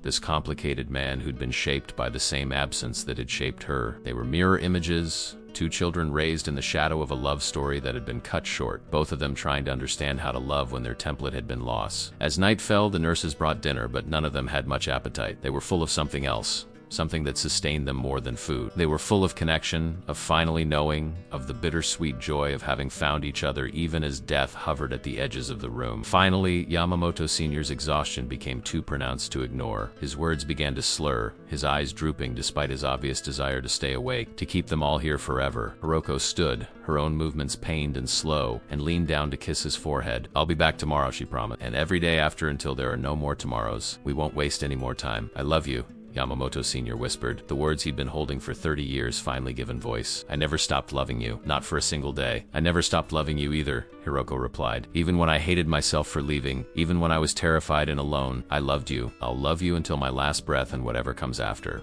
Maya watched her parents say goodbye, knowing it wasn't really goodbye, just a postponement. Tomorrow they would be here again, and the day after, creating the ending to their story that they should have had from the beginning. She approached the bed and her father reached for her hand. Thank you, he said, his voice fading. Thank you for being brave enough to find me. Thank you for existing. You're the proof that our love mattered, that it created something beautiful even when it seemed like it had only created pain. I'll be back tomorrow too, Maya promised. We have a lot of time to make up for. A lifetime, really. And we'll do it. Whatever time you have left, we'll fill it with the life we should have had. She bent and kissed his cheek, feeling the papery texture of his skin, the heat of his fever, the fragility of this man who was her father. Then she stepped back and let Takeshi Jr. have his moment. She watched as her brother embraced their father, whispering things she couldn't hear, probably wouldn't understand even if she could. Those were words meant only for them. The last private moments between father and son before the family expanded to include the daughter and mother who'd been missing all along. They left the care facility as night settled fully over the countryside. The drive back to the city was quiet, each of them lost in their own thoughts. Hiroko fell asleep almost immediately, her head against the window, the exhaustion of the day finally claiming her. Maya sat beside Takeshi Jr. in the back seat, and after a long silence he spoke. Thank you for pushing me to do this, for refusing to let fear make the decision. My father needed this. We all did. We're family now, Maya said simply. Really family. Not just by blood, but by choice. We chose to tell the truth. We chose each other. That matters more than genetics. Takeshi nodded. The company will need to know. There will be board meetings, legal documents, changes to the will and succession plans. You're his daughter, Maya. You have a claim to the Yamamoto fortune, to a seat at the table. Are you ready for that? Maya thought about it. The money, the power, the access to a world she'd only ever glimpsed from the outside. It should have been tempting, should have been everything she'd sacrificed for, but all she felt was a quiet certainty. I don't want his fortune, she said. I want his time. I want to know him before he's gone. The rest of it, the inheritance and the company politics, that's not why I came here. I came for family. I I came for truth. The 3 million you gave me is more than enough for my mother's care and for Stanford. I don't need anything else. Takeshi looked at her with something like awe. You really are extraordinary. Anyone else would be calculating their percentage, planning how to leverage this into maximum advantage. You just want your fodder. You just want the one thing money can't buy back. Time, Maya agreed. The one thing none of us have enough of, especially now. They arrived at St. Catherine's, where Hiroko would stay one more night before her transfer could be arranged. The nurses helped her from the car and back to her room, and Maya followed, tucking her mother into bed like she was the child and Hiroko the parent. We did it, Hiroko whispered, her eyes already closing. We told the truth and the sky didn't fall. Maybe it never would have. Maybe I was running from shadows all along. You did what you thought was right, Maya said, smoothing her mother's hair. That's all any of us can do. And tomorrow you get to be with him again. You get to have the ending you deserved all along. Not an ending, Hiroko murmured. A beginning. Better late than never. Maya left her mother sleeping and found Takeshi waiting in the hallway. He handed her a key. An apartment 2 blocks from here. Already furnished. It's yours for as long as you need it. The rent is paid for a year. I don't want you sleeping in hospital chairs or that tiny place you've been living in. Deserve better. Maya took the key, too tired to protest. Too grateful to pretend she didn't need the help. Thank you, brother, she said, the words still feeling new on her tongue, but increasingly right. Thank you, sister, he replied, for saving us all. The weeks that followed were stolen time, borrowed against the debt that death always collects. Maya moved into the apartment Takeshi had provided, a bright space with windows overlooking a small park where maple trees blazed red and gold. Every morning she would wake before dawn, dress carefully, and make the drive to the care facility where her father waited. Hiroko had been transferred 3 days after their first visit, moved into a room adjoining Yamamoto Sr.'s so they could be together without the barriers of walls and distance. It was an arrangement that scandalized some of the staff, this dying man and the dying woman who'd been his lost love living in unmarried proximity. But Yamamoto Sr. had made it clear that after 30 years of separation, propriety could go to hell. These were his final days, and he would spend them exactly as he chose. Maya watched her parents fall in love again, or perhaps simply continue the love that had never really stopped. They were different people now, worn by time and suffering, but the connection between them was immediate and profound. Hiroko would read to him from books of classical poetry, her voice growing stronger as the days passed, as though being near him was its own form of medicine. Yamamoto Sr. would hold her hand for hours, his thumb tracing patterns on her palm, a private language of touch that needed no translation. They spoke about everything and nothing, filling in 30 years of blank space with words, making up for lost conversation, creating memories they'd been denied. Maya spent her days learning her father. She learned that he drank his tea with exactly 2 sips of hot water first to prepare his palate, that he'd wanted to study literature but had been forced into business, that his favorite season was autumn because it reminded him of Hiroko's eyes, the way they changed from amber to deep brown depending on the light, that he'd written over 3,000 haiku in 30 years, all of them about longing, all of them really about her mother. He gave Maya a leather-bound journal containing them all, his life's work of grief distilled into 17 syllables at a time. She read them late at night in her apartment, crying over verses that captured the precise ache of loving someone you couldn't have, of being haunted by absence, building an empire from the ashes of a broken heart. Takeshi Jr. visited every evening after work, bringing news from the company, updates on board meetings and strategic decisions. But increasingly, those conversations felt like they belonged to another world, one that was growing less relevant with each passing day. What mattered was here, in these quiet rooms overlooking the garden, where a family was finally complete even as it was about to be broken forever. The brothers became closer during those weeks. They developed their own shorthand, their own inside jokes, the kind of casual intimacy that usually takes years but can be accelerated by shared grief. They were allies now, united in the project of making their father's last days meaningful. The company lawyers came with documents. Yamamoto Sr. had insisted on changing his will to acknowledge Maya officially as his daughter and heir. She would inherit equally with Takeshi Jr., splitting the empire between them. Maya had protested, insisting she didn't want it, didn't need it, but her father had been adamant. "You're my daughter," he'd said, his voice weak but firm. "You deserve what any child deserves from their parent: legacy, security,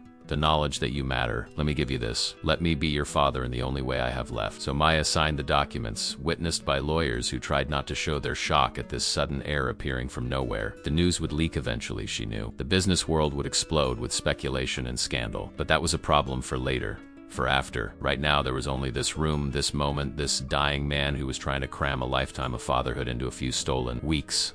Mrs. Tanaka visited on the 23rd day. She brought food from Sakura no Yume, traditional dishes prepared with the kind of care that was really an act of love. She sat with Yamamoto Sr. and told him stories about Hiroko, about the young woman she'd been when Mars Tanaka had taught her the tea ceremony, the art of service, the discipline of perfection. "She was the best student I ever had," Tanaka said. "But more than that, she was brave. When she came to me 30 years later with a daughter and asked me to teach the girl without explaining why, I understood. She was passing on what she couldn't keep. making sure her heritage survived even if she couldn't return to it. You should be proud of what she built from nothing. You should be proud of the daughter she raised. Yamamoto Sr. reached for Hiroko's hand. I am proud of both of them. They survived what would have broken most people. They thrived in exile. Maya's evidence that love doesn't end just because lovers part. She's proof that something we created in a few months of happiness was strong enough to last forever. On the 37th day, Yamamoto Sr. woke in pain that even the morphine couldn't fully touch. The doctors increased his dosage and he slipped in and out of consciousness, his moments of lucidity becoming shorter and further between. Maya sat on one side of his bed, Hiroko on the other, and Takeshi Jr. at the foot, the three of them keeping vigil. In one of his clear moments, Yamamoto Sr. looked at Maya and smiled. Stanford, he whispered. You're going to Stanford. Promise me. I promise, Maya said, tears streaming down her face. I'll go. I'll study. I'll make you proud. Already proud, he breathed. So proud. My daughter. My brilliant, brave daughter. His eyes drifted to Hiroko. Love you, he managed. Always. Next life. Find you next life. I'll find you first, Hiroko promised, her voice breaking. I'll find you and I won't run. I'll stay. I'll choose you. I'll choose us. He smiled, content with that promise, and closed his eyes. He died 3 hours later, with all of them holding him, speaking to him, letting him know he wasn't alone. When the monitors finally went silent, when the nurses came with their somber efficiency, Maya felt something fundamental shift inside her. She'd had a father for 37 days. It wasn't enough. It would never be enough. But it was infinitely more than nothing. It was real. It was hers. And no one could take it away. The funeral was a massive affair, reported in every business publication in Japan and internationally. The revelation of Maya's existence sent shockwaves through the corporate world. Yamamoto Sr.'s will, made public after his death, confirmed her as his legitimate daughter and co-heir to his fortune. There were challenges, of course, distant relatives and business rivals who questioned the timing, the DNA evidence, the convenient appearance of an heir, but Takeshi Jr. shut them down with a ruthlessness he'd inherited from his father. Maya was his sister. She was family. Anyone who challenged that would find themselves on the outside of the most powerful corporation in Japan. Maya stood at the funeral in a formal black kimono, Hiroko on one side and Takeshi on the other, and received the condolences of powerful men and women who'd never known her father had been incomplete. She bowed to each one, her Japanese flawless, her composure perfect, and she knew that she was performing one last service for her father. She was showing them that his daughter was worthy, that Hiroko's sacrifice had created something extraordinary, that the love story everyone had thought was a tragedy actually had a different ending. It had created her, and she would carry that legacy forward into whatever came next. After the funeral, after the corporate meetings and the legal proceedings and the endless paperwork of death, Maya sat with Hiroko in the hospital room that had become home. Her mother's condition had stabilized, the stress of secrets lifted, the $3 million ensuring she had access to the best experimental treatments available. She wasn't cured, would never be cured, but she'd bought time. Maybe years, maybe enough to see Maya graduate from Stanford, to be at her wedding someday, to hold grandchildren if fate was particularly generous. Do you regret it? Maya asked. Any of it? Running? Hiding? The years we spent struggling? Hiroko was quiet for a long moment, considering. I regret that he didn't get to know you from the beginning. I regret the time we all lost, but I don't regret protecting you from his grandfather's cruelty. I don't regret raising you to be strong and independent. And I don't regret that you got to meet him, that you gave him joy in his final days. If I could go back knowing what I know now, I still don't know what I'd do differently. The world we were living in didn't give us good choices, only terrible ones and slightly less terrible ones. I chose the path I thought would keep everyone alive. Maybe it was wrong, but it was the best I could do. Maya leaned over and kissed her mother's forehead. You did enough, more than enough. You gave me life, you gave me language and culture and strength, you gave me everything that mattered. The rest of it, the money and the company and the complicated legacy, that's just extra. You're what matters. You always have been. 3 months later, Maya stood on the Stanford campus, her acceptance reinstated, her tuition paid, her future finally her own. Takeshi had arranged for their mother to receive care nearby in a facility that was more spa than hospital, where she could recover in comfort while Maya pursued the dreams she'd deferred for so long. Every weekend, Maya would visit, bringing stories about her classes, her professors, the research she was doing on cross-cultural communication. And every weekend, Hiroko would listen with pride and joy, no longer weighed down by secrets, no longer afraid of shadows. She'd faced her past and survived. They all had. Maya's apartment near campus had a small altar, a traditional setup that Takeshi had helped her arrange. On it sat a photograph of Yamamoto Sr., young and smiling, taken before grief had carved away his joy. Beside it was a single wagashi sweet, replaced weekly, an offering to the father she'd known for 37 days but would honor for the rest of her life. Sometimes she would kneel before the altar and speak to him in formal Japanese, telling him about her day, her accomplishments, her struggles. Sometimes she would simply sit in silence, feeling his presence in the discipline he'd passed to, in the brother he'd raised, in the empire he'd built that would now be shaped by a daughter who valued integrity over profit. The story that had begun with a $3 million challenge in a Japanese restaurant had ended with something more valuable than money. It had ended with truth, with family, with the knowledge that love didn't die just because lovers were separated. It persisted, it transformed, it found new expressions in unexpected places. Maya had walked into that dinner service as a waitress drowning in debt and desperation. She'd walked out as a daughter, a sister, an heir to more than just a fortune. She'd inherited a story, complicated and painful and ultimately beautiful, and she would spend the rest of her life proving that she was worthy of it. She stood at her window overlooking the campus, watching students rush to class, living their ordinary lives, and felt gratitude wash over her. For her mother's sacrifice, for her brother's courage, for her father's love, for Mrs. Tanaka's wisdom, for the mysterious way the universe had taken a chance encounter and transformed it into a reckoning. A revelation, a reunion that had rewritten 3 decades of lonely stories into a single shared truth. She'd been tested in that formal dining room, asked to prove her worthiness. But the real test had come after, when she'd had to choose between comfort and truth, between hiding and claiming her place in a family that hadn't known she existed. She'd chosen truth, she'd chosen family, and in doing so, she'd chosen herself. Maya Nakamura Yamamoto, daughter of 2 worlds, bridge between past and future, proof that even broken stories could be made whole if someone was brave enough to gather the pieces and refuse to let them stay scattered. Her father had asked for perfect service in exchange for $3 million, but what he'd really been asking for was much simpler and infinitely more complex. He'd been asking for a daughter to find her way home, and she had. Finally, after 26 years of wandering, she had.